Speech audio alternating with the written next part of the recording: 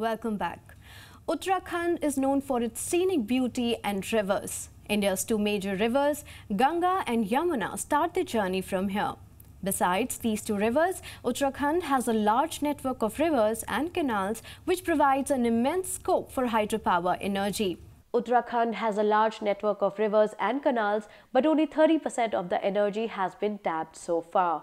In Alaknanda and Bhagirathi rivers, total 33 hydro projects of 4,060 megawatt capacity, investment costing approximately rupees 41,000 crores are on hold.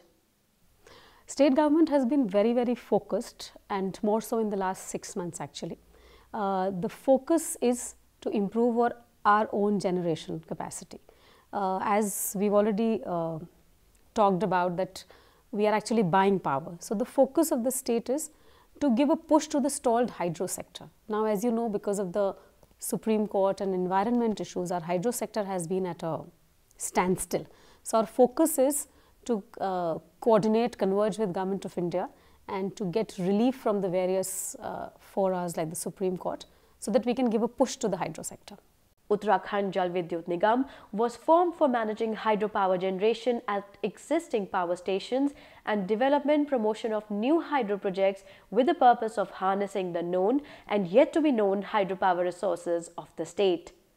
Today, UJVN Ltd operates hydropower plants ranging in capacity from 0.2 megawatt to 376 megawatt, totaling up to around 1300 megawatt. Though the state is more or less sufficient in its energy generation to meet its own requirements, UJVNL is committed to develop its huge hydropower resources in an early and efficient manner for economic well-being and growth of the state and its people. We have around 1300 megawatt projects which are in operation. 13 projects are there, and in which one of the project, Galogi, is 106 years old.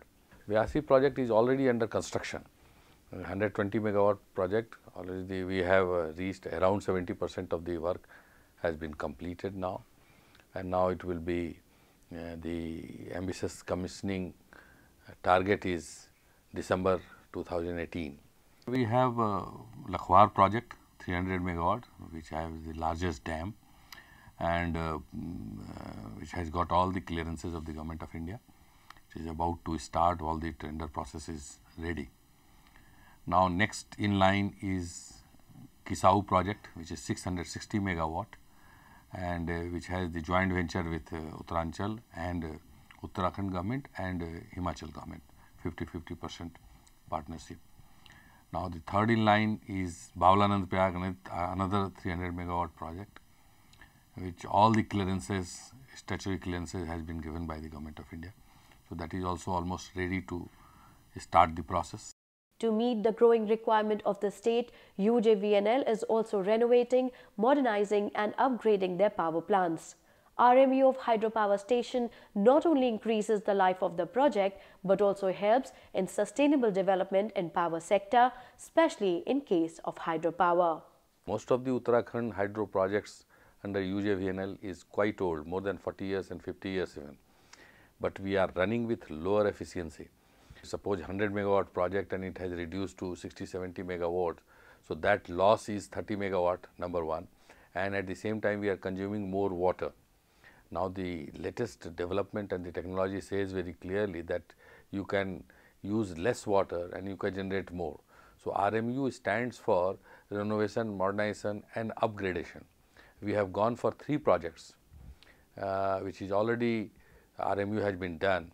60%, 70% derated capacity has gone to the 100%. So that is one advantage in RMU. And the second advantage, I must tell you, that when you are upgrading the machine for 10% and 20%, so that means 100 megawatt project goes to 110, 120 megawatt. So another 20 megawatt jump is always there. There is a shortage in energy requirement to the tune of 20 to 30%, and the state has to procure for additional power both on long-term and short-term basis. The state is facing hurdles in harnessing its full hydro potential, which is affecting economic growth of the state.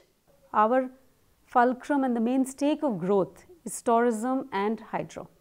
And of course, over the last 3 to 5 years, hydro has been at a standstill for various reasons. So the government proposes and in fact is continuously and actively collaborating with all the 3 ministries at Government of India level with Niti Aayog, so that we can adequately plead our case in the Supreme Court and get relief and kickstart the stalled hydro projects. This is one strategy. The second strategy is that, so that's around 4,000 megawatt which is stalled, but we have around 2,500 megawatt which is under construction.